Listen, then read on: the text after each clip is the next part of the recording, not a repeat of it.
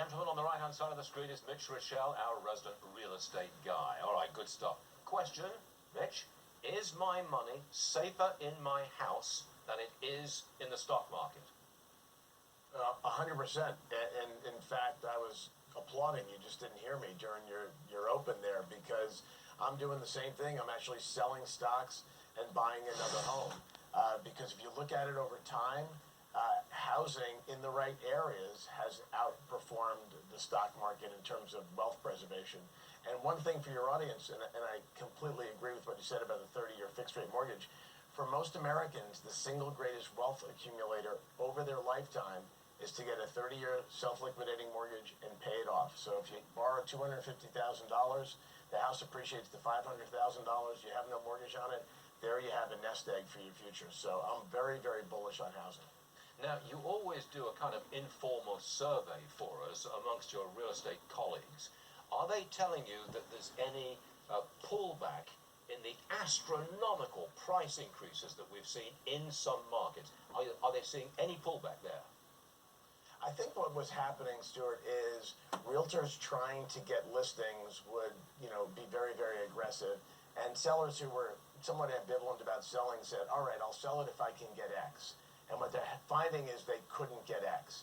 So right now we're seeing a little bit of realism flashing across the market, and we've started to see listing prices actually come down. Redfin reported that 4% of listing prices were reduced. So I think what you saw also in the housing numbers that Lauren read before is the pace of sales is starting to slow a little bit, just because we're really, really tapping into the inventory here. So I think that realtors and sellers are starting to get a little bit more realistic, which could be good for the market. Now, a moment ago I just said I can see some price declines in some of the hottest markets. Okay, I said that, but no crash. I'm serious about that. I just don't see prices crashing in real estate. Do you? No, I don't see prices crashing at all, and you're right again, Stu. And the reason why is because demand is outpacing supply.